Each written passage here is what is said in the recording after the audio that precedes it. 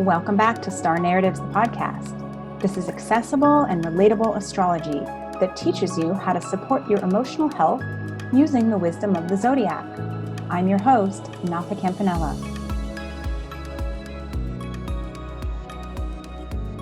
Hello.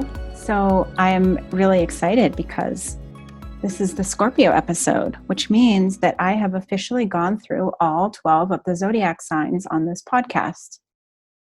And that was a goal of mine last November when I started with Sagittarius. So very excited. And wanted to just let you know that I am working currently on some workshop/classes that you can purchase from my website that are similar to this podcast series, but are going to be more specialized, where we'll be digging into certain signs or asteroids or ways to look at your natal chart. So if you're loving these astrology podcasts and you're wanting more, by all means, check that out. And of course, if you are wanting a private astrology reading, come find me. I would love to work with you. I have so many different kinds of readings, child readings to help understand your kid. And with so many kids not going to school this year, we're all having to work to understand our kids in different ways now than we ever have had to. And I have relationship readings. I have reading packages, family dynamic readings. I mean, we can really look into anything in an astrology reading. So I definitely recommend that you check that out as well. And of course, I always have a free ebook on my website that you can download if you just want a handy astrology key to have on hand, where you can look stuff up about your own chart or about the charts of other people. And of course, longer term classes are always on offer as well, although those usually have launch dates. So I only launch them a handful of times a year. So anyway, I just wanted to give you that update on ways to find me. If you enjoy these podcasts, I've had so much fun doing this series, and I'm really excited that all 12 are complete now. And I think with that, let's listen. Let's give Scorpio a listen. It's a good one. Scorpio is such an interesting archetype, and it's really fitting that Scorpio ended up being the last of the episodes. All right, here we go.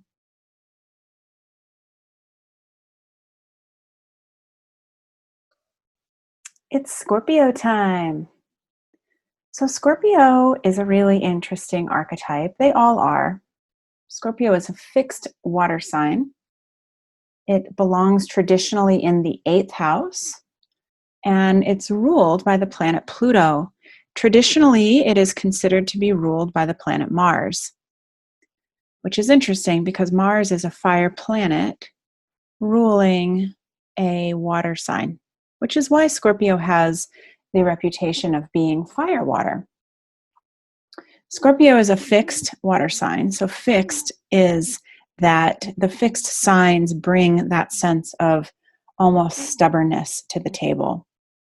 It can be very hard to change the mind of somebody with a lot of fixed signs in their chart. And you might find that due to your own fixed signs that it can be very hard for you to change your mind. Then the fixed signs, as a reminder, are Taurus, earth, Leo, fire, Scorpio, water, of course, and then Aquarius, air. So there's something that is very resolute about Scorpio, about the fixed signs in general. Scorpio is a sign of depth. Every planet that you have that is in Scorpio, or any planet that is in the 8th house, or planets that are connected closely to Pluto and to some extent Mars, are going to be colored by a sense of intensity. There's an urge to create a sense of passion when we are talking about Scorpio. So, like any archetype in astrology, there is always a very long spectrum of what we would expect from this archetype. I happen to see Pluto, the Pluto Scorpio archetype, as being fairly obvious in the spectrum, meaning that usually people fall rather heavily on one side or the other. So let's talk about it. Scorpio is water, which is about our emotions, the way that we respond emotionally to stimulus, situations, relationships. With the water signs, we are always going to have a sense of boundarylessness that happens because emotions are not boundaried. We can really feel other people's stuff. I always say that Scorpio emotions are more of the uncomfortable nature. And Scorpio is a sign of shadow, where we are always looking for what is below. What are we not seeing? What is really here? And so when I talk about a spectrum, here's what I see happening with Scorpio a lot in the charts of my clients. On one hand, because we're talking about shadow, and shadow can be so uncomfortable. Anytime that we bump up against the idea of being jealous, for example, of somebody, feeling envy, it's really uncomfortable. We don't want to admit it. We go through a lot of posturing, a lot of denying and deflecting to ourselves so that we don't have to admit that we're jealous or that we feel a deep sense of envy. So what will happen is that we will instead feel the urge to criticize somebody. We'll go through any manner to try to somehow level the playing field so that we don't have to feel the envy. With Scorpio, that is the shadow. So it is multi-layered. Not only is it the shadow, not only is it the thing that we're avoiding feeling, but it's all the ways that we avoid feeling it. It's all of the reactions, the denying, the dismissing, the blaming. Blame is a big piece of Scorpio. Blaming somebody else for our problems. I had a personal example of this where I got something new and the person that I was with started asking me questions about it, and I felt a very critical energy coming from them. And I felt almost like I was being confronted. Like, why did you buy that? What, didn't you already have something like that? Like, oh, so you really needed that? And I kind of liked the other one that you had better. And I felt myself getting very prickly, right? Because with Scorpio, we will tend to react. The other person will react to our criticism, or they will feel what we are repressing. And that is part of that feeling of the emotion. So I was feeling what they were not saying. What they were saying was, why did you do that? I can't believe you did that.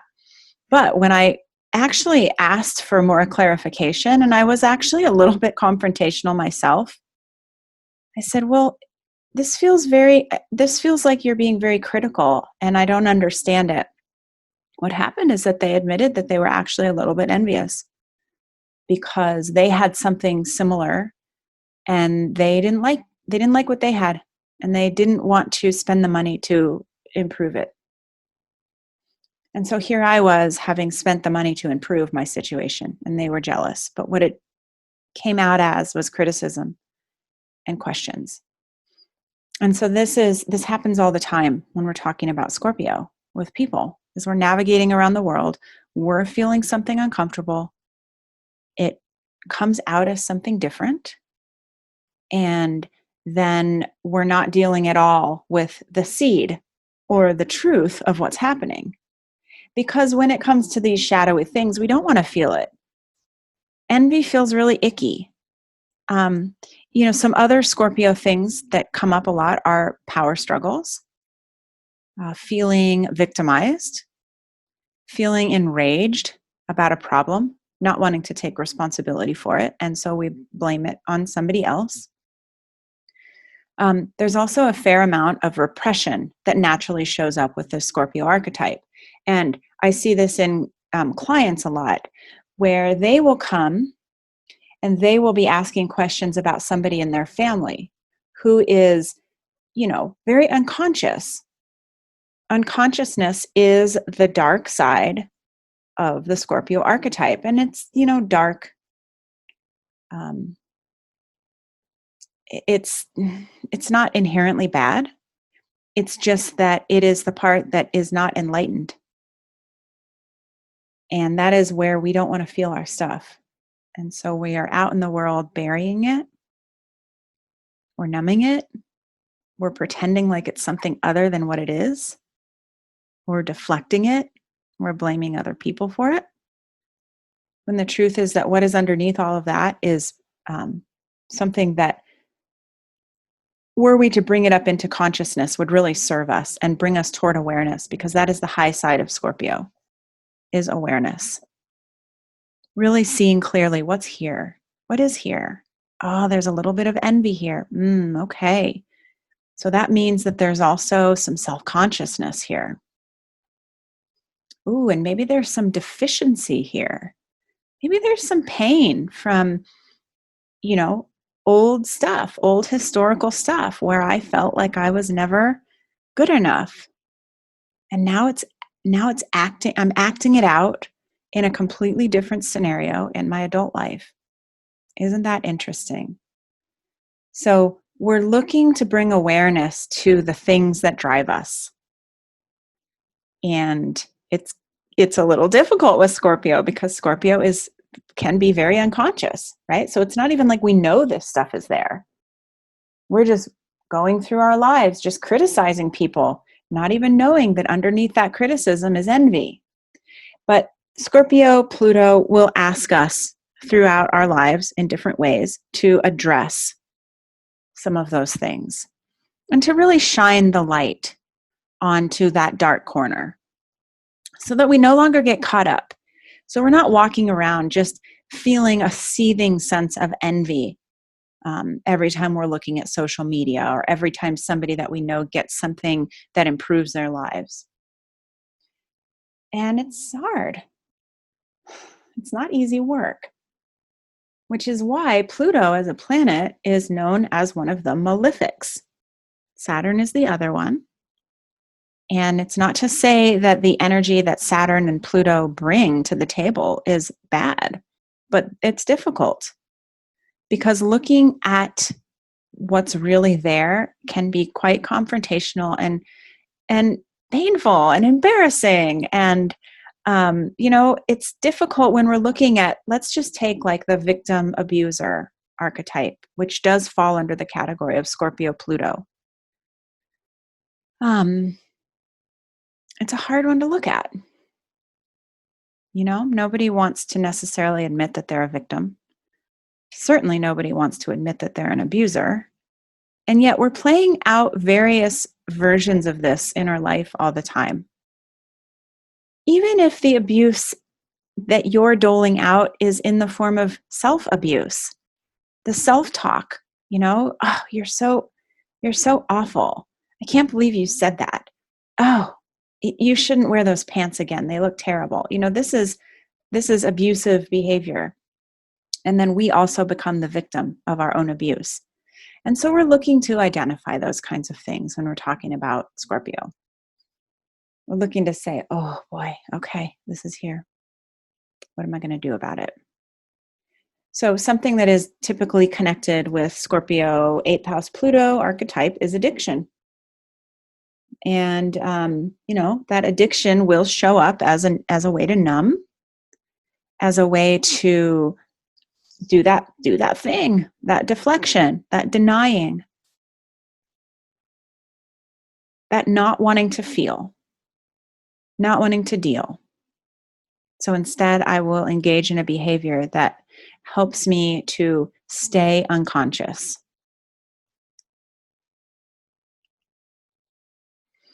So it's a good question to ask yourself when you're listening to Scorpio material. What are my addictions? Sometimes they're really subtle.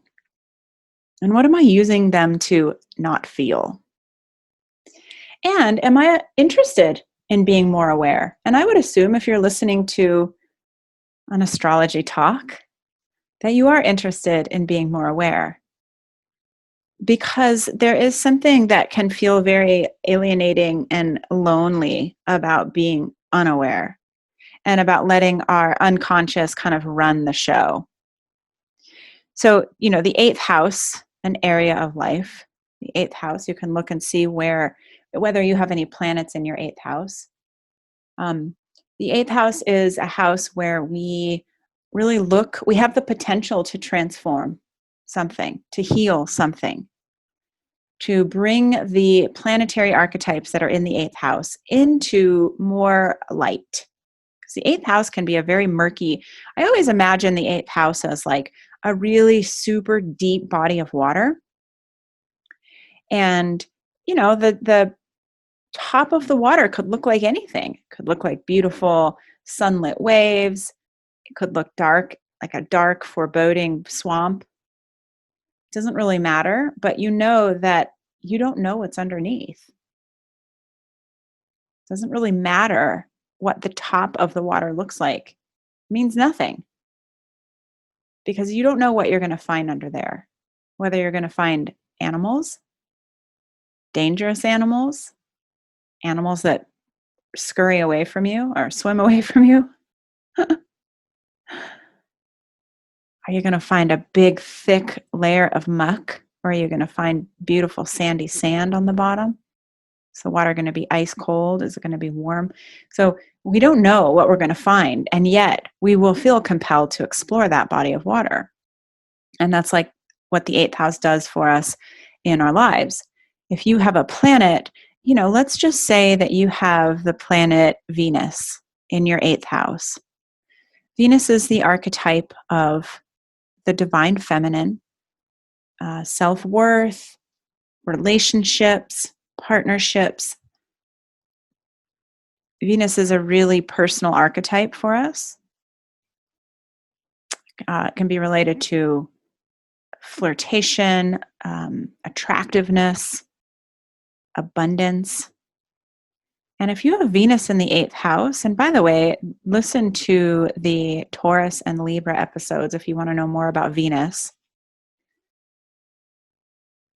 If you have Venus in the eighth house, what's going to happen is that those things are going to feel fairly murky to you.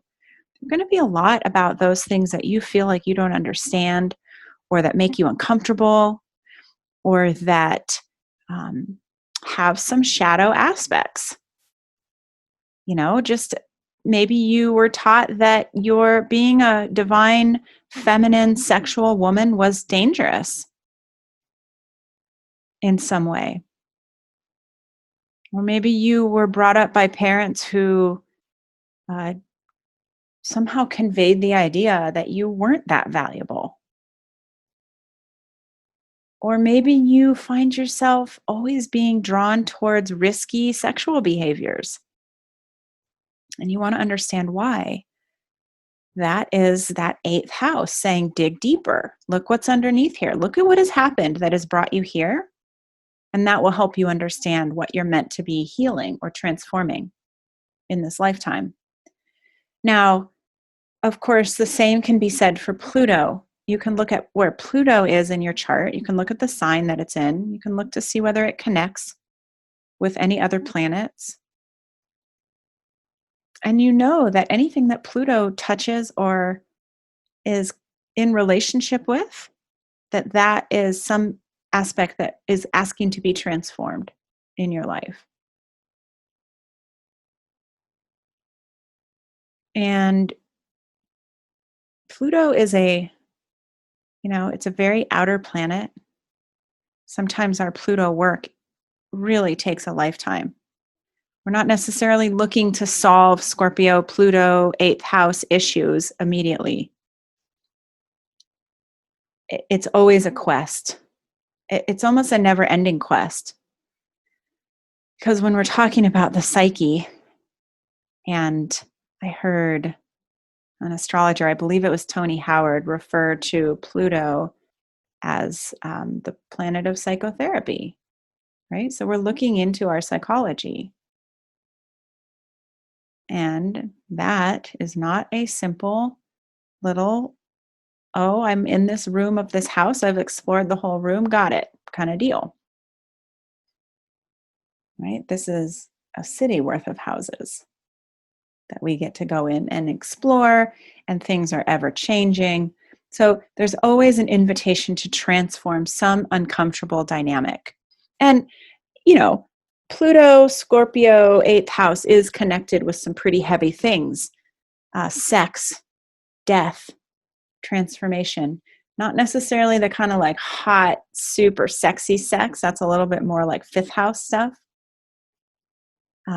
That can also be connected to Mars and to some extent Venus. But sex, taboo, sex, death, transformation, taxes. In the eighth house, we merge. We look for intimacy, right? We look for a deep sense of honesty. And, ooh, those things can be uncomfortable because we lose, in a way, our sense of autonomy when we merge, right? We become incredibly vulnerable when we are honest. And so there is a payoff, but there's also there can be a lot of fear around, oh, what happens? What happens when I open myself up? And what happens when I open myself up to really looking at my inner psychology? Then I have to look at a lot of the shitty behaviors that I've been engaging in. And what I always say when I'm reading charts for people is that, of course, it's not just us, right? We're always sort of acting in relationship with other people. So it is not fair to say that every single thing that happens to us in our life is our fault and we are responsible for it. But when we're looking at your chart and you're the one listening to this talk, you're the one that's here, that's saying, I need to change something. I want to shift something. I want to bring awareness to something. And so then it becomes about you exploring you.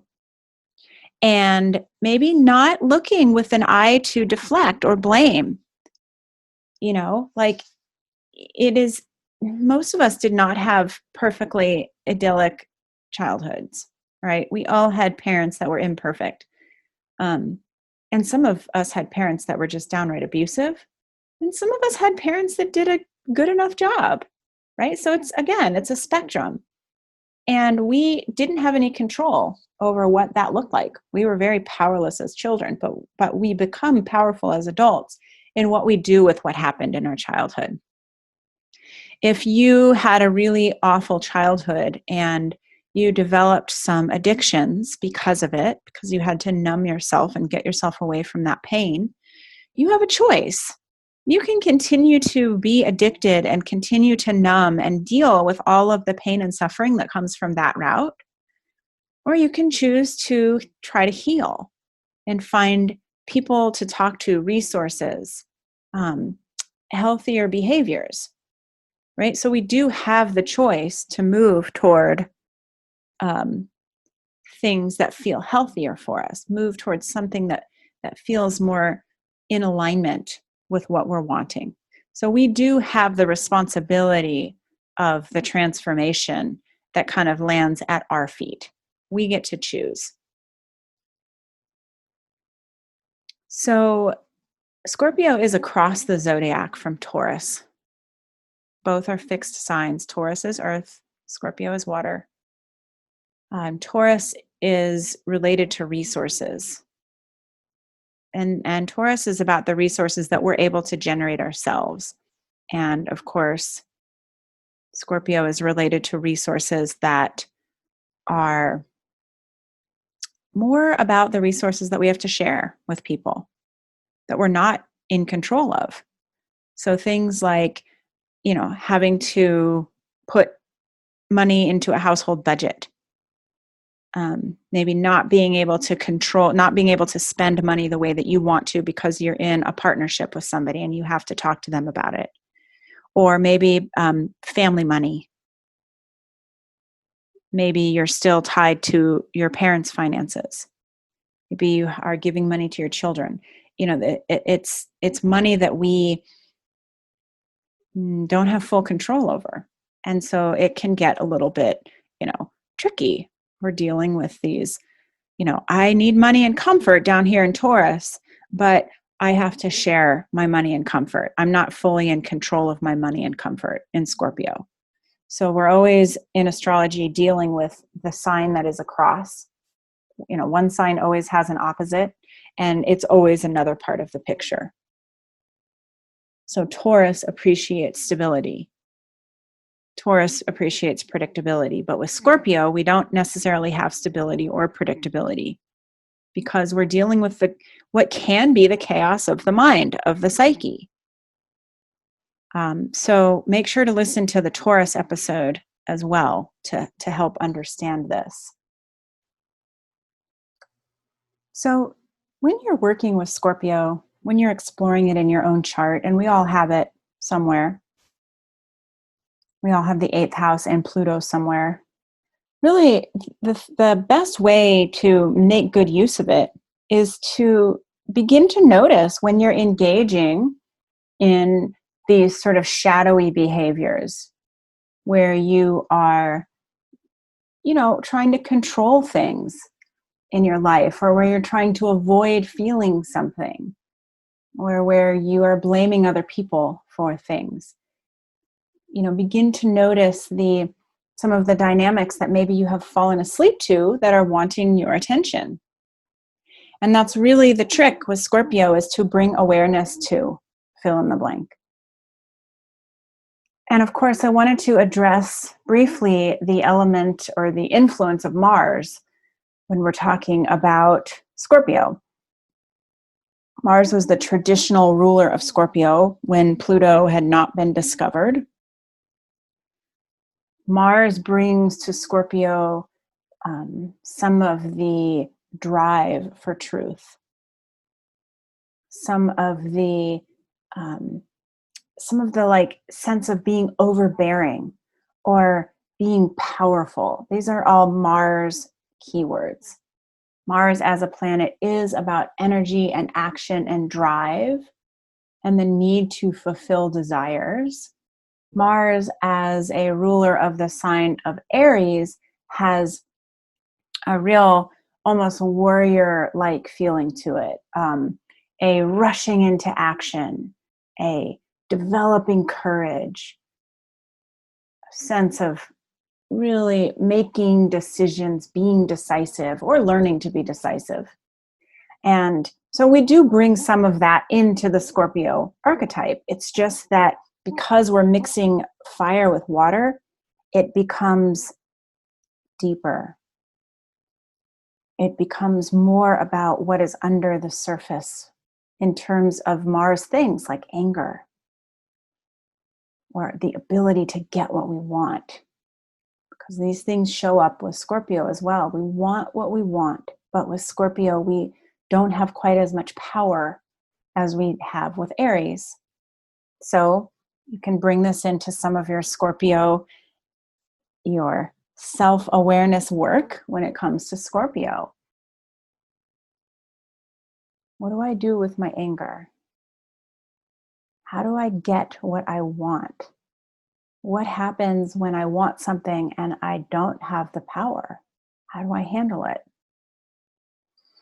All right, lots to think about for Scorpio. I hope you enjoyed this. Talk to you guys soon. Thank you so much for listening. If you'd like to work with me privately or read more about all of the numerous ways to work with me, visit my website, nathacampanella.com. I really appreciate any time that you take to leave a review of this podcast on any of the platforms that you listen on. It helps other people to find it. And of course, if you enjoy this podcast, share it widely and freely with those that you know and love. Thank you, and I'll see you next time.